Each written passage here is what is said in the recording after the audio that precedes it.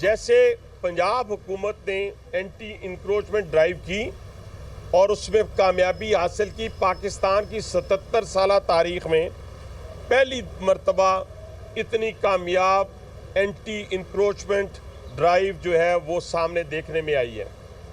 तो हमने पंजाब हुकूमत के साथ मिलकर एक प्लान किया है जिसको अमली जामा 2-4 दिनों में पहनाएंगे, ताकि जो रेलवेज़ की जगह है वो जितने भी पावरफुल शख्स के पास है, जितने भी इन्फ्लुएंस वाले के पास है, वो सारी हम इंशाल्लाह पंजाब हुकूमत के मॉडल पे वापस लेंगे। जो बाकी मांदा हमारी ज़मीनें हैं उन सब का प्लान तमाम 8 DSS को दे दिया गया है कि 1 साल का टारगेट हमें वो देंगे। किसी जगह 1.5 अरब का है, किसी जगह 2 अरब का है, कि उन्होंने हमें इकट्ठा करके देना है ताकि हम रेलवे के इंफ्रास्ट्रक्चर पे खर्च कर सकें।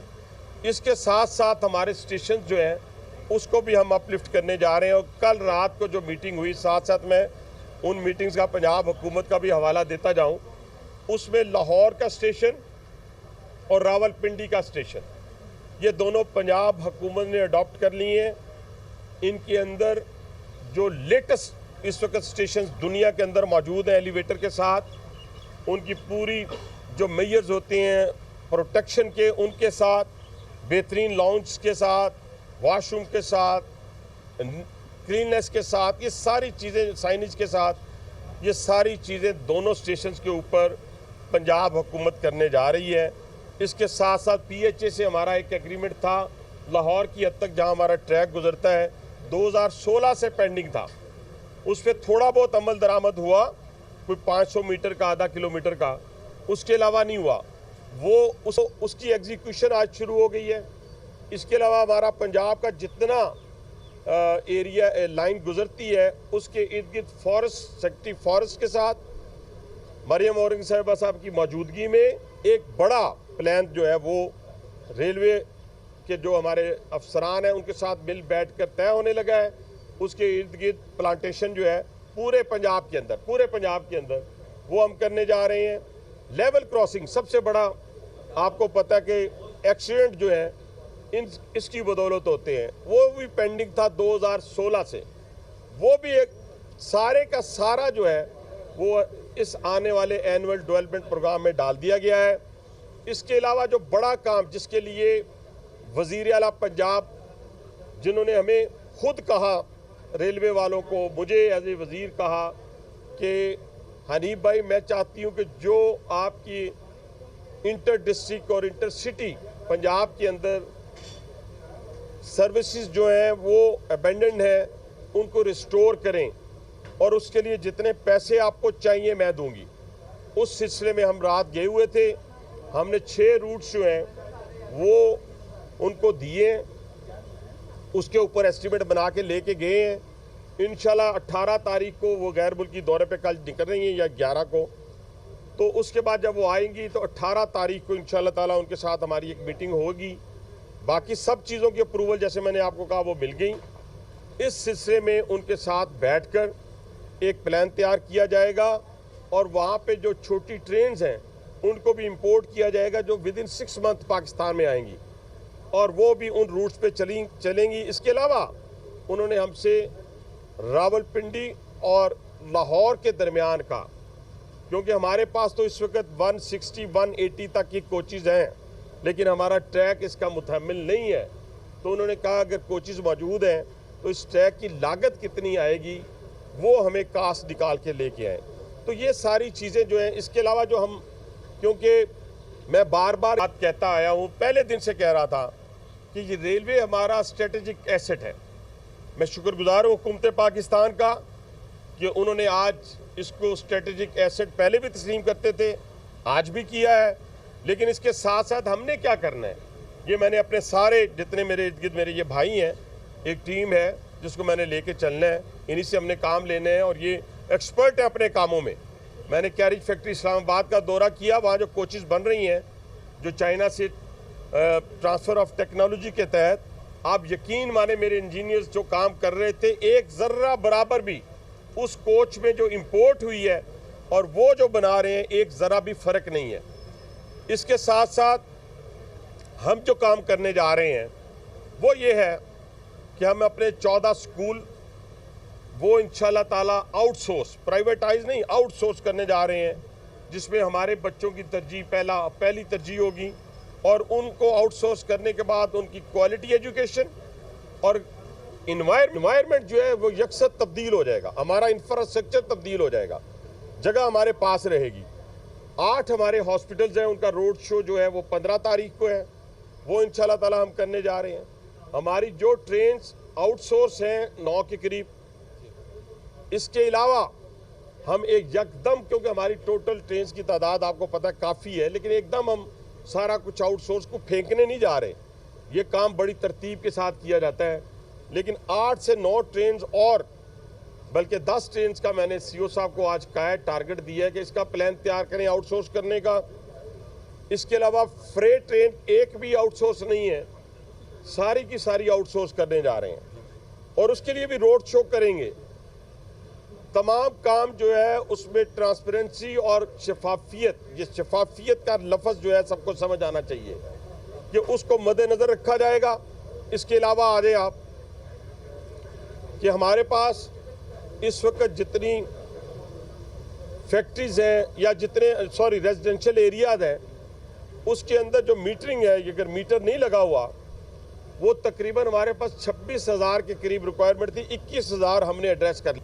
4 से 5,000 मीटर लगने रेजिडेंशियल एरिया में वो बाकी हैं, वो भी इंशाल्लाह लग जाएंगे। सोलराइजेशन वो भी प्रोजेक्ट हमारा ऑन गोइंग है, उस पर भी हमारा वॉशिंग एरिया, यानी हर चीज़ जो है, जो मैं अभी अफसोस कर रहा था इस कैंट स्टेशन को देख के, माशाल्लाह है तो ये भी हिस्टोरिकल, क्योंकि सारे स्टेशन हिस्टोरिकल है, लेकिन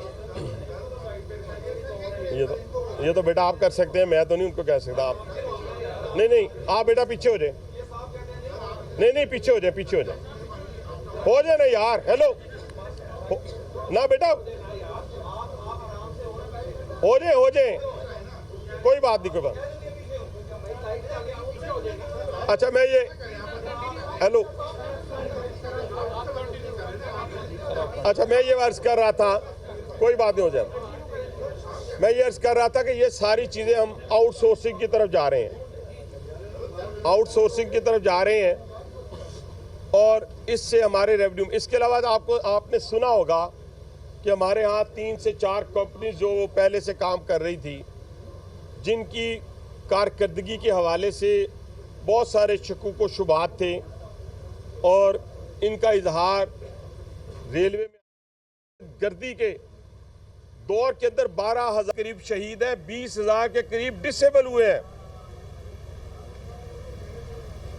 आप उस प्रोफेशनल फौज को जो हमारी हिफाजत कर रही है, उसने ये फैसला किया है पाकिस्तानी कौम के साथ मिलकर, पाकिस्तान की लीडरशिप के साथ मिलकर, कि ये दहशतगर्द पाकिस्तान के जिस कोने में छुपा हुआ होगा हम उसका पीछा करेंगे।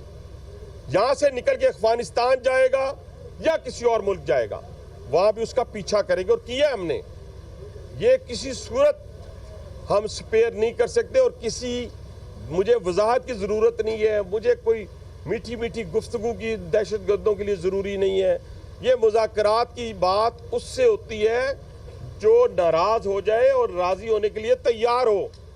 जो आपकी फेडरेशन को नहीं मान रहे, जिसमें मैं नाम ले देता हूँ, मारंग लांगू जो है, जिसका वालिद जो है दहशतगर्द था, जिसने कहा मैंने 250 पंजाबियों को मारा। अब ये भी देखें कि दुश्मन की साजिश देखें कि वो मार किसको रहे हैं। कोई बलोच जो पाकिस्तानी और है बलोच ही, जैसे खुदा न खास्ता लाहौर में कोई ब्लास्ट होता है, कराची में होता है, तो उसमें जो फैसिलिटेटर निकलता है वो पंजाबी निकलता है। वहाँ कराची वाला जो है, ये पुलिस वाले हमारे आईजी साहब बैठे हैं, वो लीड जाती दूसरों के पास जाती है, फैसिलिटेटर हम ही हैं। आप जब गरीब पंजाबी को मारते हैं तो उसको टारगेट किसने दिया? हमारे दुश्मन ने। क्या आप पंजाबी को मारे यहाँ ताकि पंजाब के अंदर, सिंध के अंदर या किसी और जगह के ऊपर रिएक्शन आए? लेकिन अल्हम्दुलिल्लाह पाकिस्तानी जो है ना, वो पंजाबी हो, पख्तून हो, बलोच हो, सिंधी हो, कश्मीरी हो, सराइकी हो, वो पहले पाकिस्तानी है, बाद में ये है। अब जो कहता है जी मैं तो पहले आज़ाद बलोचिस्तान चाहती हूँ, लूँगी, हम आपको आज़ाद बलूचिस्तान देंगे, मांगे तो सही दोबारा, जो जो मांगेगा उसको इंशाल्लाह इबरतनाक अंजाम उसका होगा। इसी तरह एक उठा है, वो कहता है मुझे पख्तूनिस्तान चाहिए, जिसका नाम मंजूर पशीन है। अब आप कहते हैं कि जो फेडरेशन को नहीं मानते तो उनके साथ मुज़ाकरात आप क्या करेंगे? जो दुश्मन के आला कार बने हुए हैं, जो अरबों डॉलर जो हैं वो वसूल कर रहे हैं, जो वेपन इस्तेमाल हुआ है जाफर एक्सप्रेस के ऊपर, क्या आपने नहीं देखा? क्या आपने नहीं सुना कि उस वक्त सैटेलाइट के जरिए अफगानिस्तान से किन लोगों के साथ वो राब्ते में थे? ये कोई नई बातें हैं, ये कोई छुपी बातें हैं? ये जो लोग बात करते हैं जी हमने 150 साल किसी को अपने ऊपर हुक्मरानी नहीं करने दी, कोई कहता जी फतह नहीं करने दिया। बाबा जी एक बंदूक की वो लड़ाई होती थी, बंदूक की, ये बंदूक से बात आगे चली गई हुई है।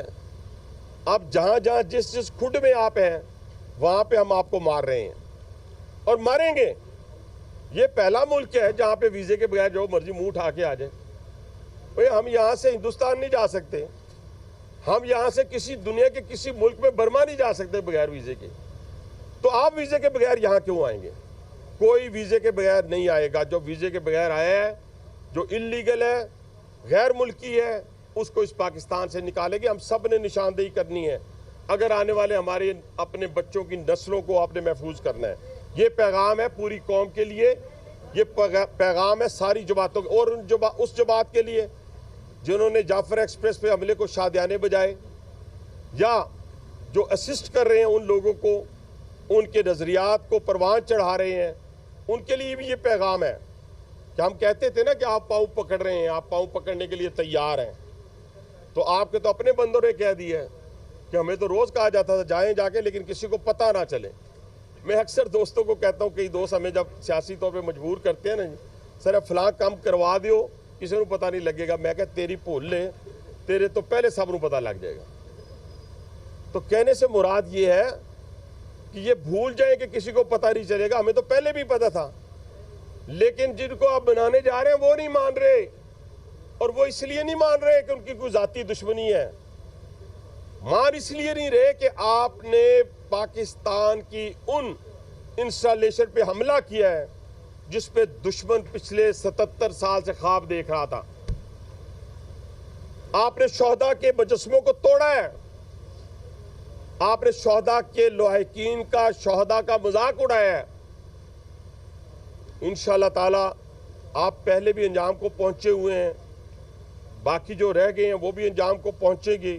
जिसने सियासत करनी है वो पाकिस्तान के आइन कानून के मुताबिक, और जिसने इस पाकिस्तान में रहना है उसने इस फेडरेशन को मान के रहना है। इंशाअल्लाह ताला ये पाकिस्तान वो पाकिस्तान है जिसने क़यामत तक कायम और दायम रहना है अल्लाह ताला के फजल करम से। और इसमें सब जितनी कौमें आबाद हैं वो इसके माथे का झूमर है और सब ने इसके लिए अपनी अपनी कुर्बानी दी है। इंशाअल्लाह ताला वज़ीर आज़म पाकिस्तान की दिन रात मेहनत के नतीजे में जो इकॉनमी के इंडिकेटर्स हैं वो दुनिया के जो बड़े बड़े इकॉनमी के इंडिकेटर्स को मॉनिटर करने वाले इंस्टीट्यूशंस हैं, मैं नहीं कह रहा, मगर मैं कहूँगा तो ये मेरे अपने लीडर के लिए खुशामदी अल्फाज होंगे, लेकिन उसकी दिन रात मेहनत के नतीजे में इकॉनमी के इंडिकेटर्स ठीक होने शुरू हो गए। हमने अपनी मंजिल की तरफ चलना शुरू कर दिया। दूध की नहरें नहीं बही, रोज़गार उस तरह भी नहीं निकला। मैं कहता हूँ कारोबार भी हमारा, लेकिन जो बिजली की कीमत कम की है वो अभी एक साल में इतनी कम की है ना, अगला साल भी है, उससे अगला साल भी है। और उनका ईमान है वज़ीर आज़म साहब का कि जब तक हम अपनी प्रोडक्शन कास्ट कम नहीं करेंगे हम अपने कारखाने नहीं चला सकते, हम कम्पीट नहीं कर सकते दुनिया में अपनी प्रोडक्ट को किसी सूरत भी नहीं, हम दूसरे ममालिक से। उसके ऊपर उनका जो एहसन इक़दाम है वो आपके सामने। पावर प्लांट्स के हवाले से जो गुफ्तगू थी, ये मैंने सबसे पहले नेशनल असम्बली के अंदर हुकूमत में होते हुए उसको उठाया था। 29 को हमने एड्रेस कर लिया है, बाकियों को भी हम एड्रेस करेंगे। इसी तरीके से जिस तरीके से मैंने इकॉनमी की बात, फॉरेन पॉलिसी, मैं कहता हूँ कि फॉरेन पॉलिसी पे मैं वज़ीर आज़म को सलूट पेश करता हूँ कि कोई एक दोस्त मुल्क हमारे साथ उन तब्दीली वालों की हुकूमत में हमारे साथ नहीं रह गया था। सब चले गए, सब ने हमें बाय बाय कह दिया। लेकिन आज अल्हम्दुलिल्लाह उनके अलावा भी जितने ममालिक हैं वो पाकिस्तान का रुख कर रहे हैं और इंशाल्लाह हमें उम्मीद है कि अगर इसी तरीके के साथ, इसी कमिटमेंट और इसी जदोजहद के साथ ये सफ़र जारी रहा तो हम इंशाल्लाह हर साल एक नया टारगेट जैसे रेलवे में हमने सेट कर रहे हैं, इसी तरह इस पाकिस्तान की तरक्की में सेट करते जाएंगे और कामयाबी हमारे कदम चूमती जाएगी। वो आखिर दावाना अल्हम्दुलिल्लाह।